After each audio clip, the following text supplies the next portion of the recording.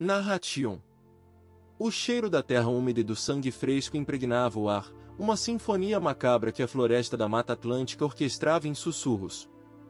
Zumbi dos Palmares, o último líder da República dos Palmares, respirava a custo, cada inspiração uma punhalada de dor que irradiava do flanco ferido. Sua camisa de algodão, antes branca, agora era uma mancha escura de terra e rubro. O corpo tremia, não apenas pelo frio úmido da noite que se aproximava, mas pelo exaustivo peso de uma perseguição implacável. Há dias que o sol não aquecia sua pele. Há dias que o alimento era um luxo distante, substituído pela amarga seiva da derrota e da traição.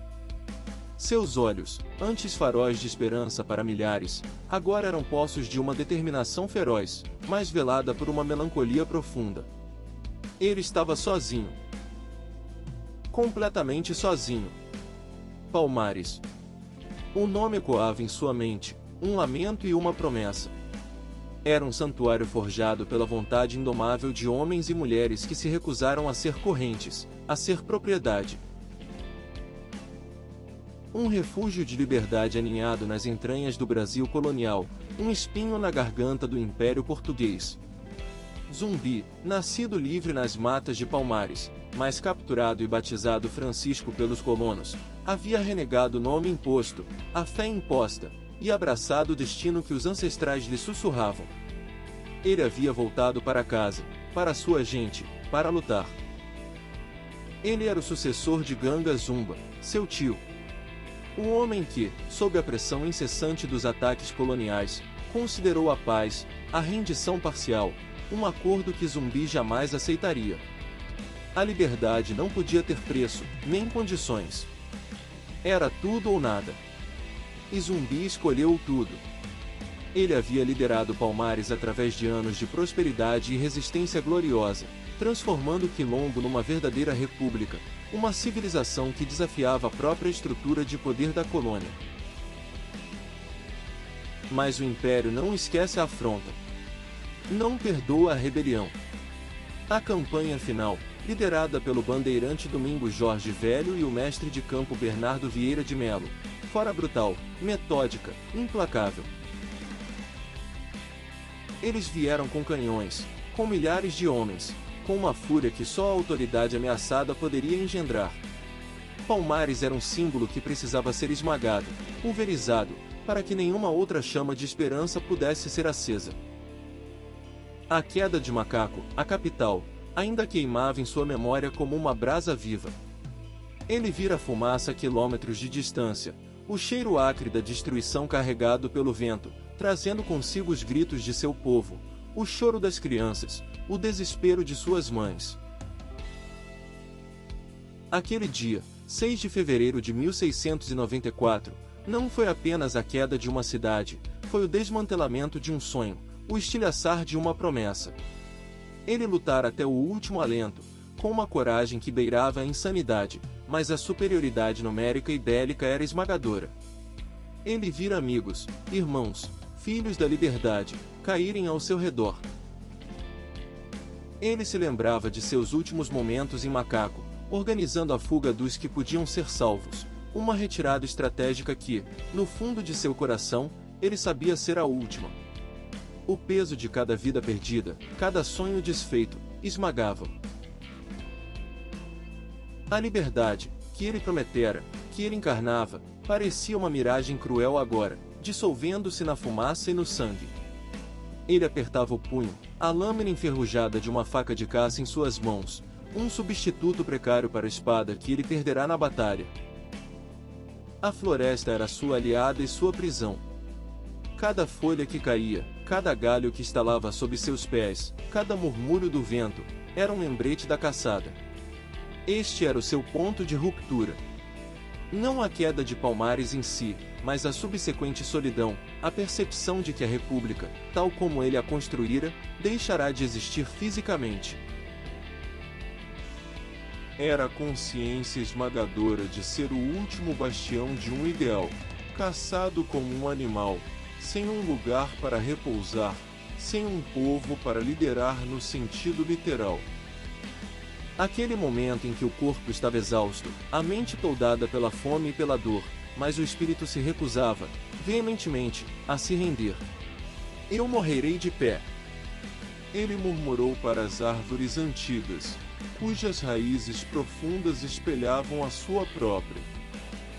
Eu não me curvarei. Não para eles. A voz era rouca, mas carregada de uma convicção que desafiava a lógica da sobrevivência. Muitos teriam se entregue. Muitos teriam procurado a paz na rendição. Mas Zumbi não era muitos. Ele era Zumbi. Ele se lembrou das histórias dos mais velhos, dos rituais de seus antepassados, da promessa de que o espírito da liberdade nunca morre. Ele se lembrava dos rostos esperançosos de seu povo, que o viam não apenas como um líder, mas como um orixá em carne e osso, um avatar da resistência. Ele sentiu o fardo de todas essas expectativas, de todos esses sacrifícios, recaindo sobre seus ombros feridos. O sol já se punha, pintando o céu de tons alaranjados e roxos, um espetáculo de beleza que contrastava cruelmente com a agonia em seu peito. Ele parou, apoiando-se em um tronco de árvore, e fechou os olhos. Imagens de sua infância em Palmares, de sua mãe, de suas primeiras lições de combate. E então, o estalo. Não de um galho quebrado pelo vento, mas de um passo humano. Perto. Demasiado perto. Seus olhos se abriram bruscamente, a exaustão evaporando, substituída por um alerta primal.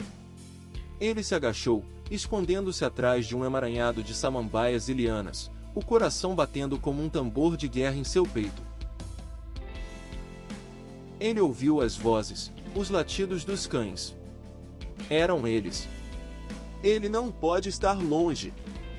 A voz de Domingos Jorge velho, inconfundível, áspera, carregada de uma obsessão doentia.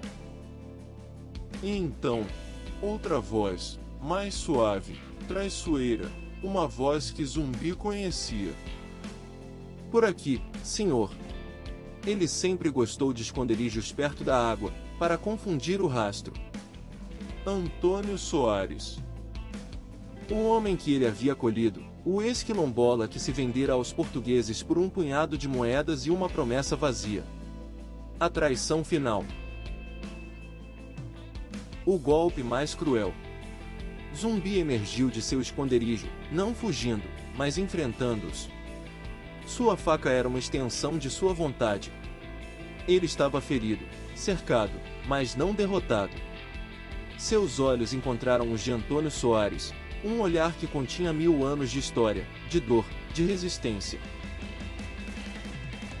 O traidor desviou o olhar, incapaz de sustentar a fúria silenciosa de Zumbi. A luta foi breve, brutal, desigual. Zumbi era um guerreiro lendário, mas o corpo exaurido, a ferida aberta, a superioridade numérica, eram barreiras intransponíveis. Ele lutou com a fúria de um leão encurralado, com a dignidade de um rei destronado, com a desesperada esperança de que sua morte acendesse 1000 outras chamas. Ele caiu, não por fraqueza, mas sob o peso de múltiplos golpes. As correntes se fecharam em seus pulsos, o metal frio um contraste chocante com o calor de sua pele. Ele estava capturado. Mas, em seus olhos, não havia rendição. A indomável vontade de sobreviver, não a ele mesmo, mas ao ideal que ele representava, ainda queimava, mais forte do que nunca. Eles o mataram. No dia 20 de novembro de 1695. Sua cabeça foi cortada e exposta em Recife, empalada em um poste, um aviso macabro para que ninguém mais ousasse sonhar com a liberdade. Eles queriam destruir o símbolo, extinguir a esperança. Mas, ironicamente, ao fazê-lo, eles o imortalizaram. O que os colonos consideraram o fim, foi apenas o começo. Zumbi não foi apenas um líder, ele se tornou uma lenda, um mártir, um ancestral. O nome Zumbi dos Palmares não se tornou um lamento, mas um grito, ecoando através dos séculos. Hoje, em cada canto do mundo lusófono, onde a injustiça ainda sufoca a liberdade, Onde a memória da escravidão ainda assombra a consciência, o nome de Zumbi é um farol. É a voz dos que se recusaram a calar, dos que lutaram por dignidade, dos que ousaram sonhar com um mundo onde todos são livres. Ele sobreviveu. Não em carne, mas em espírito. Sua vontade indomável de sobreviver, não a ele próprio, mas à ideia de liberdade, é o legado que ele deixou.